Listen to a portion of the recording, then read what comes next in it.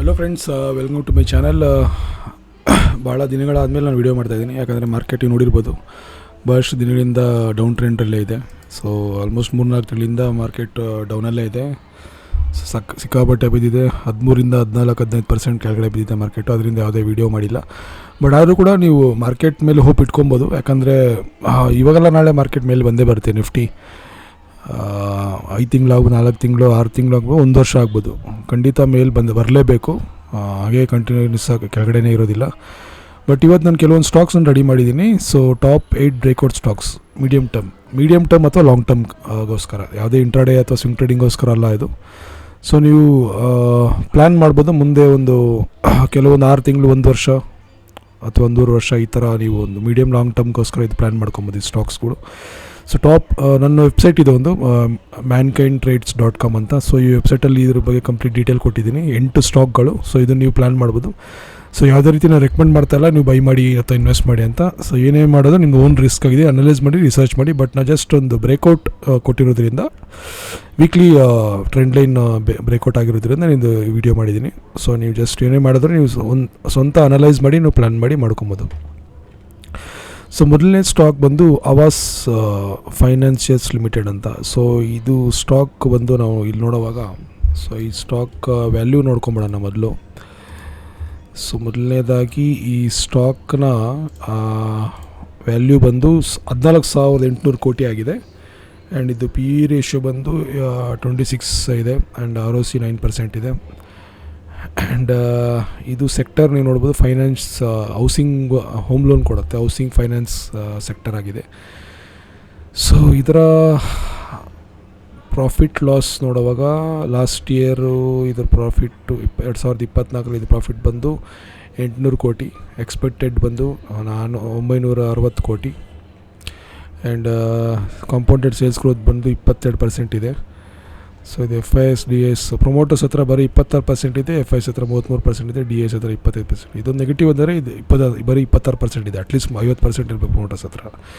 So technical ನೋಡೋಣ ಬನ್ನಿ. Awas finance ಇದು ಕರೆಂಟ್ ಪ್ರೈಸ್ ಬಂದು 1,872 ರೂಪಾಯಿ. ಲಾಸ್ಟ್ ವಾರ 3% ಮೇಲೋಗಿದೆ, 56 ರೂಪಾಯಿ ಮೇಲೋಗಿತ್ತು. ಇದ್ರ ಚಾರ್ಟ್ ನೋಡಿ, ವೀಕ್ಲಿ ಚಾರ್ಟ್ ನಾನು ಇಲ್ಲಿ ಹಾಕಿದ್ದೀನಿ. ಸೊ ಒಂದು ದೊಡ್ಡ ಗ್ರೀನ್ ಬುಲ್ಲಿಶ್ ಕ್ಯಾಂಡಲ್ ಕಾಣಿಸ್ತಾ ಇದೆ. ಲಾಸ್ಟ್ ಒಂದು 3-4 ವಾರದಿಂದ ಕಂಟಿನ್ಯೂಸ್ ಬುಲ್ಲಿಶಲ್ಲೇ ಇದೆ. ಆಮೇಲೆ ಇಲ್ಲಿ ನೋಡಿ, ಇಲ್ಲಿಂದ ಹೆಂಗೆ ಜಂಪ್ ಆಗಿದೆ ಅಂತ 1,700ರಿಂದ 1,890 ರೂಪಾಯಿವರೆಗೂ ಜಂಪ್ ಆಗಿದೆ. ಸೊ ಇದೊಂದು ಬುಲ್ಲಿಶ್ ಟ್ರೆಂಡ್ ಕಾಣ್ತಾ ಇದೆ ಇಲ್ಲೊಂದು. ಸೊ ಈ ಲೆವೆಲ್ ಬ್ರೇಕ್ ಆದರೆ ಇದು ಅಥವಾ ಇದು ಬ್ರೇಕ್ ಆಯ್ತಂದರೆ ಖಂಡಿತ ಇದು ಮೇಲೆ ಹೋಗೋಂಥ ಚಾನ್ಸಸ್ ಇದೆ. ಸೊ ಅದು ನೀವು ವಾಚ್ ಲಿಸ್ಟ್ ಹಾಕಿ ರೆಡಾರ್ಡಲ್ಲಿ ಇದರ ಮೂಮೆಂಟ್ ಚೆಕ್ ಮಾಡಿ. ಸೊ ಆಮೇಲೆ ನೀವು ಪ್ಲ್ಯಾನ್ ಮಾಡಿ ಇದು ಮಾಡಬೇಕಾ ಬೇಡವಾ ಅನ್ನೋದು. ಸೊ ನೆಕ್ಸ್ಟ್ ನಮ್ಮ ಇನ್ನೊಂದು ಸ್ಟಾಕ್ ನೋಡೋಣ, ಪಶುಪತಿ ಅಕ್ರಿಲೋನ್ ಅಂತ. ಇದು ಸೆಕ್ಟರ್ ಬಂದು textile and acrylic fibre sector. So Pashupati ಇದನ್ನು ನಾವು ಫಂಡಮೆಂಟಲ್ ಚೆಕ್ ಮಾಡಿಬಿಡೋಣ ಸ್ಕ್ರೀನರಲ್ಲಿ. ಸೊ ಇದು ಬಂದು ಬರೀ 497 ಕೋಟಿ ರೂಪಾಯಿ ಇರುವಂಥ ಕಂಪ್ನಿ. ಸೊ ಇಂಥ ಕಂಪ್ನಿಗಳು ಕ್ರಮೇಣ ಇದು ಟ್ರಸ್ಟ್ ಮಾಡೋಕ್ಕಾಗಲ್ಲ ಇಂಥ ಕಂಪ್ನಿ ಮೇಲೆ. ಬಸ್ ಏನೇ ಮಾಡಿದ್ರು ನೀವು ಅನಲೈಸ್ ಮಾಡಿ ಬರೀ 490 ಕೋಟಿ ಇರುವಂಥ ಕಂಪ್ನಿ. ಸೊ ಸಾಕಷ್ಟು ಚಿಕ್ಕ ಕಂಪ್ನಿ ಆಗಿದೆ. ಪಶುಪತಿ ನೋಡುವಾಗ ವೀಕ್ಲಿ ಟ್ರೆಂಡ್ ಲೈನ್ ಬೇಕಾಗಿರೋದು ನಾನು ಇದು ವಿಡಿಯೋ ಮಾಡಿದ್ದೀನಿ. ಇದು ನೋಡಿ ಯಾವ ರೀತಿ, ಇಲ್ಲಿ ನೋಡಿ ವಾಲ್ಯೂಮ್ ಕೂಡ ಕಡಿಮೆ ಇದೆ. ಆದರೆ RSI ಚೆನ್ನಾಗಿದೆ ನೋಡಿ, 63 ರೂಪಾಯಿ, 63 ಮೇಲಿದೆ RSI. ಸೊ ಗ್ರೀನ್ ಕ್ಯಾಂಡಲ್ಸ್ ಕಾಣ್ತಾ ಇದೆ, 2 ಕ್ಯಾಂಡಲ್. ಇಲ್ಲಿಂದ 40ರಿಂದ 44 ರೂಪಾಯಿ ಜಂಪ್ ಆಗಿದೆ. 45ರಿಂದ 56 ರೂಪಾಯಿ ಜಂಪ್ ಆಗಿದೆ. ಇದು ಸ್ವಲ್ಪ ರಿಸ್ಕ್ ಇರುತ್ತೆ. ಬಟ್ ಆದರೂ ನೀವು ಏನೇ ಮಾಡಿದ್ರು ಯೋಚನೆ ಮಾಡಿ ರಿಸರ್ಚ್ ಮಾಡಿ.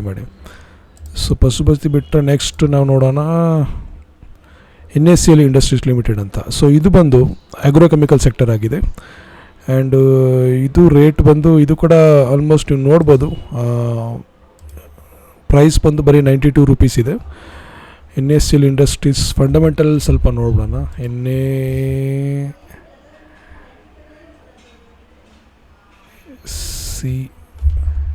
NACL ಇಂಡಸ್ಟ್ರೀಸ್ ಇದು ಬಂದು 1,800 ರೂಪಾಯಿ ಕೋಟಿ ಇರುವಂಥ ಕಂಪ್ನಿ ಆಗಿದೆ. ROC ಅಂತ ಏನಿಲ್ಲ, ಇದರಲ್ಲಿ 0 ತೋರಿಸ್ತಾ ಇದೆ. ಬಟ್ ಸೆಕ್ಟರ್ ನೋಡಿ, ಆಗ್ರೋಕೆಮಿಕಲ್ ಪೆಸ್ಟಿಸೈಡ್ಸ್ ಸೆಕ್ಟರಲ್ಲಿ ಬರುತ್ತೆ. ಇಯರ್ಲಿ ಸೇಲ್ಸ್ ನೋಡಬೇಕಂದ್ರೆ 1700 ಕೋಟಿ. ಲಾಸ್ಟ್ ಇಯರ್ ಕಡಿಮೆನೇ ಇದೆ, ಎಕ್ಸ್ಪೆಕ್ಟೆಡ್ 1490 ಕೋಟಿ. ಸೇಲ್ಸ್ ಗ್ರೋತ್ 14% ಇದೆ.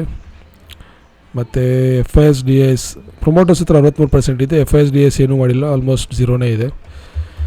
ಸೊ ಇದು ಟೆಕ್ನಿಕಲ್ ನೋಡ್ಬಿಡೋಣ. ಟೆಕ್ನಿಕಲ್ ನೋಡುವಾಗ ಇಲ್ಲಿ ನೋಡಿ, NSL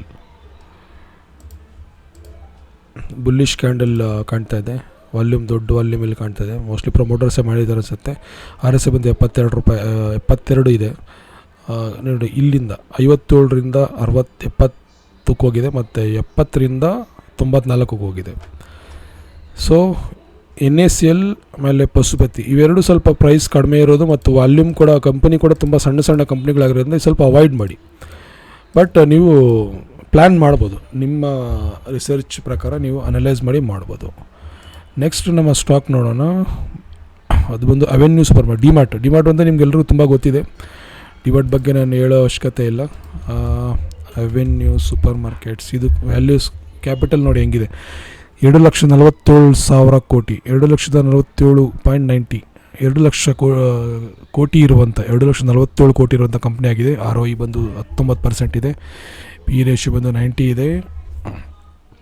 ಆ್ಯಂಡ್ ರಿಟೇಲ್ ಸೆಕ್ಟರಲ್ಲಿ ಬರುತ್ತೆ ಇದು. ಸೇಲ್ಸ್ ಗ್ರೋತ್ ನೋಡಿ, ಕ್ವಾರ್ಟರ್ಲಿ ಬೇಡ ನಮಗೆ, ಇಯರ್ಲಿ ನೋಡೋಣ. ಇಯರ್ಲಿ ನೋಡೋದಾದರೆ ಕ್ವಾರ್ಟರ್ಲಿನೂ ನೋಡ್ಬೋದು. ಇಲ್ಲಿ ನೋಡಿ, ಕ್ವಾರ್ಟರ್ಲಿ ಲಾಸ್ಟ್ ಡಿಸೆಂಬರಲ್ಲಿ 15,000 ಕೋಟಿ, ಸೆಪ್ಟೆಂಬರಲ್ಲಿ 14,000 ಕೋಟಿ. ಇಯರ್ಲಿ ಸೇಲ್ಸ್ ನೋಡುವಾಗ 2023ರಲ್ಲಿ 42,000 ಕೋಟಿ, 2024 ಮಾರ್ಚಲ್ಲಿ 50,000 ಕೋಟಿ, 50,700 ಕೋಟಿ. ಎಕ್ಸ್ಪೆಕ್ಟೆಡ್ ಬಂದು ನೆಕ್ಸ್ಟು 57,200 ಕೋಟಿ ಇರುತ್ತೆ. ಸೊ ಸೇಲ್ಸ್ ಗ್ರೋತ್ ನೋಡುವಾಗ 28% ಇದೆ. ಆ್ಯಂಡ್ ಪ್ರೊಮೋಟರ್ಸ್ ಹತ್ರ 74% ಇದೆ, FIS ಹತ್ರ 8% ಇದೆ, DIS ಹತ್ರ 8% ಇದೆ. ಸೊ ಇದು ಟೆಕ್ನಿಕಲ್ ನೋಡ್ಬಿಡೋಣ. ಅವೆನ್ಯೂ ಸೂಪರ್ ಮಾರ್ಕೆಟ್ಸ್, ಡಿಮಾರ್ಟ್. ಸೊ ಇದು ನೋಡಿ, ಲಾಸ್ಟ್ 2 ವಾರದಲ್ಲಿ ಬುಲ್ಲಿಶ್ ಟ್ರೆಂಡಲ್ಲಿದೆ. ಮಾರ್ಕೆಟ್ ಕೆಳಗಡೆ ಬೀಳ್ತಾಯಿದ್ರು ನೋಡಿ, ಕಂಟಿನ್ಯೂಸ್ ಇದು ಬುಲ್ಲಿಶ್ ಟ್ರೆಂಡಲ್ಲಿ ಕಾಣ್ತಾ ಇದೆ. ವೀಕ್ಲಿ ಕ್ಯಾಂಡಲ್ ನಾನು ಹಾಕಿದ್ದೀನಿ ಇಲ್ಲಿ ನೋಡ್ಬೋದು ನೀವು. 3,300ರಿಂದ 3,500 ಜಂಪ್ ಆಗಿದೆ. ಅದಾದಮೇಲೆ 3,600ರಿಂದ 3,800 ಜಂಪ್ ಆಗಿದೆ. ಆಲ್ಮೋಸ್ಟ್ ಇಲ್ಲಿ ನೋಡಿ, 2 ವಾರದಲ್ಲಿ 3,300ರಿಂದ 3,800, 500 ರೂಪಾಯಿ ಜಂಪ್ ಆಗಿದೆ ಈ ಸ್ಟಾಕ್. ಸೊ ಬುಲ್ಲಿಶ್ ಟ್ರೆಂಡ್ ಕಾಣ್ತಾ ಇದೆ ಬ್ರೇಕ್ಔಟ್ ಕೊಟ್ಟಿರೋದ್ರಿಂದ. ಸೊ ಈ ಲೆವೆಲಿಂದ ಇದು ಕ್ರಾಸ್ ಆಯ್ತು ಅಂದರೆ 4,080 ಕ್ರಾಸ್ ಆಯ್ತು ಅಂದರೆ ಇಲ್ಲಿಂದ ನೀವು ಪ್ಲ್ಯಾನ್ ಮಾಡ್ಬೋದು.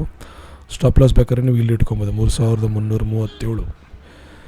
ಸೊ ಇದಾಗಿತ್ತು ನಮ್ಮ ಡಿಮಾರ್ಟ್ ಸ್ಟಾಕ್.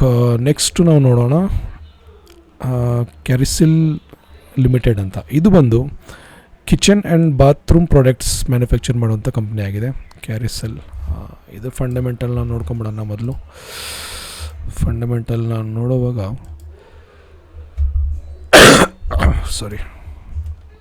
ಕ್ಯಾರಿಸೆಲ್ ಲಿಮಿಟೆಡ್, ಎಸ್, ಇದು ಬರೀ 1,700 ಇರುವಂಥ ಕಂಪ್ನಿ, 1,700 ಕೋಟಿ ಇರುವಂಥ ಕಂಪ್ನಿ ಆಗಿದೆ. ಸೇಲ್ಸ್ ಗ್ರೋತ್ ಬಂದು 30% ಇದೆ. ಆ್ಯಂಡ್ FIS ಪ್ರೊಮೋಟರ್ಸ್ ಹತ್ರ 40% ಇದೆ, FIS ಹತ್ರ 1% ಇದೆ, DIS ಹತ್ರ 11% ಇದೆ. FIS ಇದೆ, DIS ಹತ್ರ ಜಾಸ್ತಿ ಇದೆ.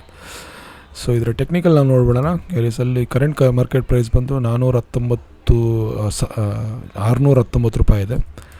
ವಾಲ್ಯೂಮ್ ಚೆನ್ನಾಗಿದೆ, ಗ್ರೀನ್ ಕ್ಯಾಂಡಲ್ ಕಾಣ್ತಾ ಇದೆ. ಈ ಮೇಲೆ ನೋಡಿ, 530ರಿಂದ 537 ಹೋಗಿದೆ. ನೆಕ್ಸ್ಟ್ 537ರಿಂದ 600 ಚಿಲ್ಲರೆ 630ಕ್ಕೆ ಜಂಪ್ ಆಗಿದೆ. ಆಲ್ಮೋಸ್ಟ್ 100 ರೂಪಾಯಿ ಜಂಪ್ ಆಗಿದೆ. ಸೊ ಇದು ಕೂಡ ಒಂದು ಬ್ರೇಕ್ಔಟ್ ಕೊಟ್ಟಿದೆ. ಇಲ್ಲಿಂದ 2 ವಾರದಲ್ಲಿ ಬುಲ್ಲಿಶ್ ಟ್ರೆಂಡ್ ಕಾಣ್ತಾ ಇದೆ. ಸೊ ಅದಾದಮೇಲೆ ನಮ್ಮ ನೆಕ್ಸ್ಟ್ ಸ್ಟಾಕ್ ನೋಡೋಣ, GRM ಓವರ್ಸೀಸ್ ಅಂತ. GRM ಓವರ್ಸೀಸ್ ಐ ಥಿಂಕ್ ಇದೊಂದು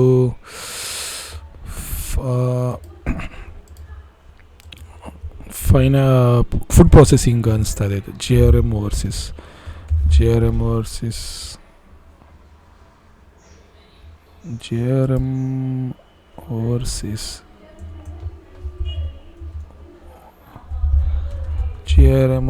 ಎಸ್, ಇಲ್ಲಿ ನೋಡಿ, 1,637 ಇರುವಂಥ ಕೋಟಿ, 1,739 ಕೋಟಿ, 12% ROC ಇದೆ. ಆ್ಯಂಡ್ ಇದು ಸೆಕ್ಟರ್ ಬಂದು ಫುಡ್ ಪ್ರೊಸೆಸಿಂಗ್ FMCG ಸೆಕ್ಟರಲ್ಲಿದೆ. ಸೇಲ್ಸ್ ಗ್ರೋತ್ ಕ್ವಾರ್ಟರ್ಲಿ ನೋಡಿ, ಕ್ವಾರ್ಟರ್ಲಿ ಕಡಿಮೆ ಇದೆ. ಡಿಸೆಂಬರಲ್ಲಿ ಓಕೆ, 150-245 ಗ್ರೋತ್ ಇದೆ, ಚೆನ್ನಾಗಿದೆ. ನೆಟ್ ಪ್ರಾಫಿಟ್ 7 ಕೋಟಿಯಿಂದ 12 ಕೋಟಿ ಪ್ರಾಫಿಟ್ ಜಂಪ್ ಆಗಿದೆ.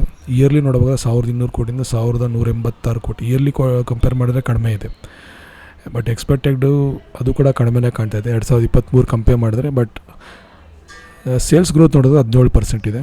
ಆ್ಯಂಡ್ FIS DIS ನೋಡುವಾಗ ಪ್ರೊಮೋಟರ್ಸ್ ಹತ್ರ 72% ಇದೆ, FIS ಹತ್ರ 0% ಜಾಸ್ತಿ ಏನಿಲ್ಲ.